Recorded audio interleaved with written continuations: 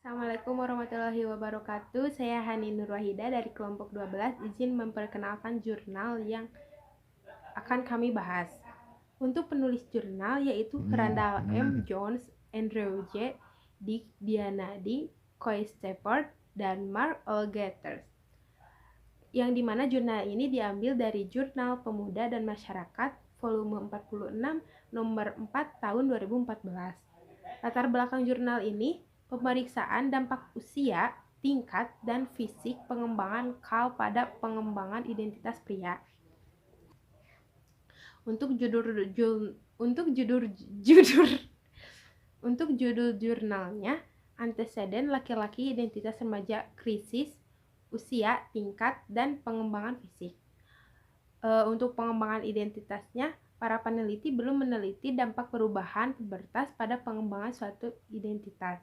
Dan metode yang dipakai dalam jurnal ini yaitu sampel dan prosedur pengukuran skala pengembangan pubertas Peterson, PDS, ukuran objektif yang diperpanjang dari ego status identitas EOMAIS. Terima kasih. Kelebihannya adalah temuan dari penelitian ini mengkonfirmasi bahwa pernyataan teoritis yang dibuat oleh Erikson dan peneliti identitas kontemporer mengenai arti penting dari perkembangan fisik laki-laki adalah sebagai indikator untuk pengembangan identitas. Kekurangannya, temuan ini agak dibatasi oleh homogenitas etnis sampel dan desain cross-sectional yang digunakan untuk menyimpulkan perubahan perkembangan dalam identitas, tetapi tidak benar-benar menilai perubahan dalam individu tersebut dari waktu ke waktu. Bismillahirrahmanirrahim. Baik teman-teman, kali ini saya akan mencoba menjelaskan mengenai hasil daripada review jurnal penelitian dalam tema perkembangan fisik laki-laki. Adapun ternyata penelitian yang kami review ini bersifat instruktif atau seperti perintah, di mana si subjektif itu atau yang diteliti usia perkembangan laki-laki, sampel yang diambil adalah anak usia kelas 6 hingga kelas 12, yang dimana diperintah untuk membawa sebuah kotak yang isinya ada intake form yang perlu diisi dan kemudian dikumpulkan. Ternyata hasil daripada itu, perkembangan fisik laki-laki dalam hal karakteristiknya lebih dominan dibanding dengan kematangan atau kedewasaan secara usia atau tingkatan kelasnya. Maksudnya karakteristik di sini apa? Karakteristik identitas yang ditunjukkan oleh laki-laki. Maksud saya seperti mulai berubahnya suara. Selain itu, tumbuhnya rambut di area wajah dan area tertentu. Selain itu juga perubahan kulit. Nah, itu merupakan salah satu karakteristik identitas yang dimiliki oleh laki-laki. Yang lebih dominan lagi apalagi menonjol dalam hal tinggi ya. Tinggi tubuhnya itu selalu lebih dominan dibanding perempuan. Selain itu, ternyata ini merupakan tindak lanjut daripada EOMAIS. EOMAIS itu apa? EOMAIS itu adalah skor di mana penilaian daripada hasil hitung daripada sub yang isinya itu mengenai 4 interpersonal individu itu sendiri, seperti bagaimana individu mengetahui mengenai apa peran seksnya. Selain itu, bagaimana pengetahuan dia tentang politik, agama, pekerjaan. Selain itu juga masih ada mengenai bagaimana remaja menyikapi filosofi hidup. Nah, di sini memang poin paling penting, ternyata remaja laki-laki dari hasil penelitian ini masih begitu rendah pengetahuannya mengenai keyakinan agama, politik, dan bagaimana dirinya memaknai hidup. Kurang lebih seperti itu yang bisa saya paparkan. Mudah-mudahan bisa diterima oleh teman-teman apa maksud yang saya coba sampaikan. Baik, bismillahirrahmanirrahim. Teman-teman, kali ini saya akan mencoba memaparkan materi mengenai hikmah daripada penelitian review jurnal yang telah kami diskusikan sebelumnya dengan kelompok. Adapun hikmah yang dapat disampaikan, ternyata memang perkembangan fisik laki-laki itu lebih dominan dibanding dengan kematangan secara kedewasaan, penilaian daripada bagaimana remaja laki-laki memaknai apa itu sebuah makna hidup. Selain itu, bagaimana remaja laki-laki itu menilai dari bagaimana sebuah komitmen. Selain itu, ternyata remaja laki-laki juga dalam hal peran seks. Selain itu, pengetahuan mengenai politik dan keyakinan agama masih belum begitu menonjol atau tumbuh secara konsisten seperti perkembangan fisiknya.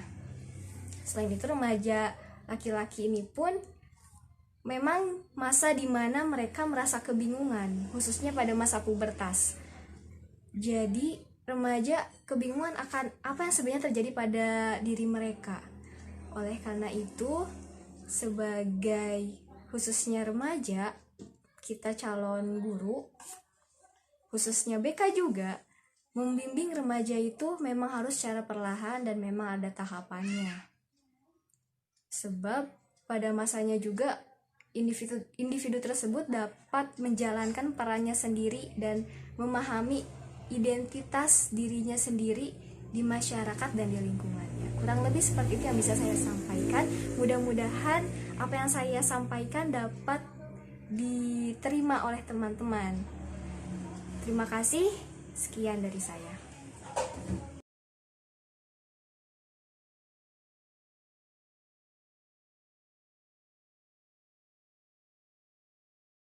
Bismillah, saya Sri Wahyuni izin menjawab pertanyaan dari Vina. Ada contoh kasus di lingkungannya. Seorang remaja yang difabel atau tidak mempunyai kaki, tetapi ia bercita-cita menjadi atlet bulu tangkis. Karena keterbatasan fisik, mimpinya sulit untuk diwujudkan. Hal ini menjadikan dia sering menyalahkan dirinya, bahkan berpikir untuk bunuh diri. Bagaimana cara menyikapi hal tersebut sebagai guru BK? Setiap manusia diciptakan berbeda-beda. Ada yang diberi kelebihan dan ada yang diberi kekurangan. Bahkan sekalipun manusia itu diciptakan sempurna, pastilah ia mempunyai kekurangan. Tetapi bagaimana ia mampu menutupi kekurangan tersebut? Sebagai calon guru BK, pendekatan terhadap orang tersebut harus dilakukan. Terlebih, kita harus memberikan motivasi dan sedikit siraman rohani agar ia lebih mendekatkan diri kepada Allah Subhanahu wa Ta'ala, supaya tidak melakukan hal yang tidak diinginkan. Misalnya, pertama, yang dia alami sekarang bukanlah hasil akhir. Meskipun dengan keterbatasan fisik yang sulit untuk menggapai mimpinya, yakinlah bahwa Allah mempunyai skenario indah untuknya di lain waktu. Pandailah untuk bersyukur bahwa masih banyak orang yang lebih kekurangan daripada dirinya. Kedua, bantu untuk berpikir positif, serta berikan motivasi bahwa tidak selamanya yang tidak mempunyai kaki itu tidak bisa menggapai cita-citanya. Ada kok pemain bulu tangkis yang mewujudkan impiannya menjadi atlet bulu tangkis menggunakan kursi roda. Hal tersebut bisa dijadikan agar ia tetap bersemangat. Khususnya peran orang tua itu sangat diperlukan untuk memberi motivasi. Kita bisa berbicara dengan orang tuanya bahwa berikan ia motivasi untuk semangat hidup. Tidak hanya ia saja yang mempunyai kekurangan, bahwa banyak juga orang di sana yang mempunyai kekurangan. Terima kasih.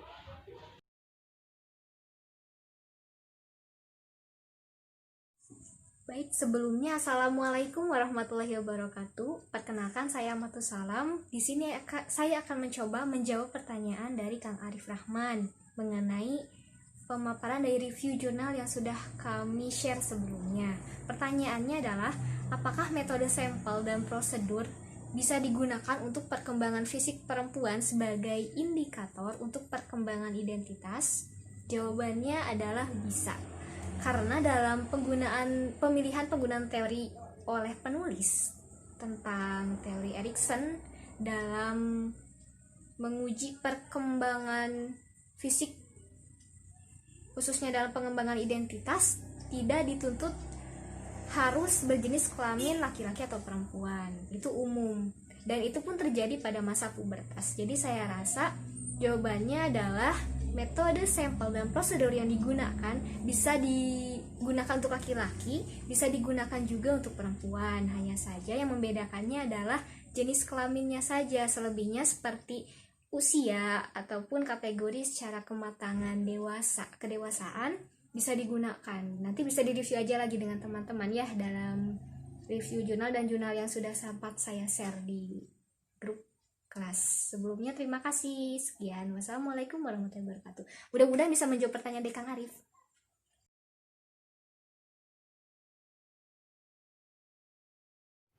Assalamualaikum warahmatullahi wabarakatuh. Saya Hani Nurwahidah dari kelompok 12 izin menjawab pertanyaan Nuri Rahmawati tentang bagaimana perkembangan remaja serta apa saja tugas-tugas yang harus dipenuhi oleh remaja.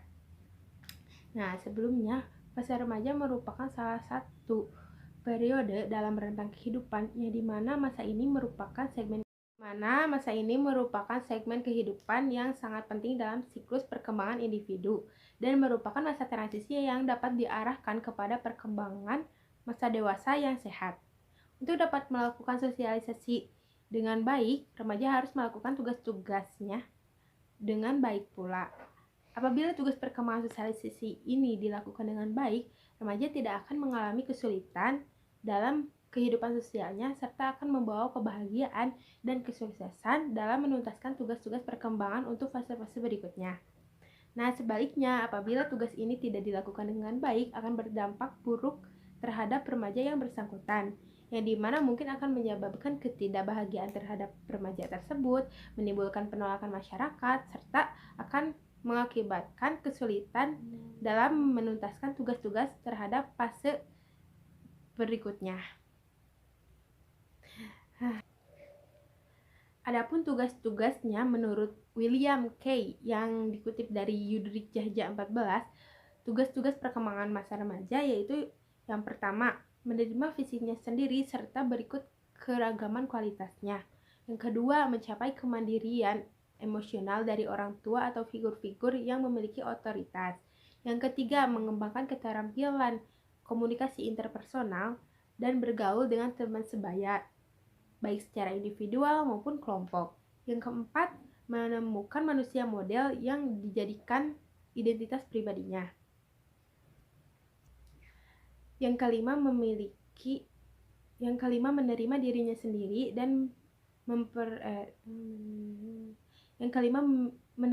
sendiri dan memiliki kepercayaan terhadap kemampuan dirinya sendiri. Yang keenam, memperkuat self control atau kemampuan mengendalikan diri sendiri atas skala dasar nilai, prinsip-prinsip, atau falsafah hidup. Dan yang terakhir, mampu meninggalkan reaksi dan penyesuaian diri perilaku kekanak-kanakan. Nah, mengingat tugas-tugas perkembangan tersebut sangat kompleks dan relatif berat terhadap remaja, tentunya untuk dapat melakukan tugas-tugas tersebut dengan baik, remaja sangat membutuhkan bimbingan dan pengarahan supaya dapat mengambil langkah yang tepat sesuai dengan kondisinya. Sekian jawaban dari saya, semoga bermanfaat. Terima kasih. Wassalamualaikum warahmatullahi wabarakatuh. Tepuk tangan.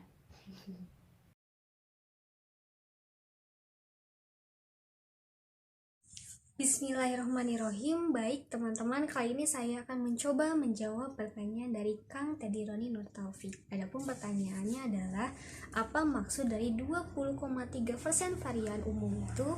Mohon jelaskan. Sebelumnya kelompok kami memang melampirkan dalam review jurnal penelitian daripada tema perkembangan fisik laki-laki bahwasannya 20,3% lebih dominan dibanding dengan 8,3% dan 4,2% pada tingkatan usia dan kelas. Maksudnya 20,3% varian umum adalah perkembangan fisik khususnya dalam karakteristik pubertas pada laki-laki lebih dominan menonjol dibanding dengan kematangan secara usia dan tingkatan kelasnya. Adapun karakteristik fisik pubertas yang dimaksud adalah seperti perubahan suara, kemudian perubahan kulit, tumbuhnya rambut, cenderung berkembangnya dalam pertumbuhan atau tinggi, tumbuhnya rambut dalam sekitar area wajah seperti kumis ataupun janggut. Kurang lebih seperti itu, karena memang review jurnal yang kami ambil adalah penelitian mengenai kecenderungan mana yang lebih dominan dalam perkembangan fisik remaja. Ternyata memang perkembangan fisiknya itu sendiri dibanding dengan kematangan secara tingkatan usia dan kelas. Kurang lebih seperti itu yang bisa saya paparkan. Mudah-mudahan bisa menjawab pertanyaan dari Kang Teddy. Sekian dari saya. Wassalamualaikum warahmatullahi wabarakatuh.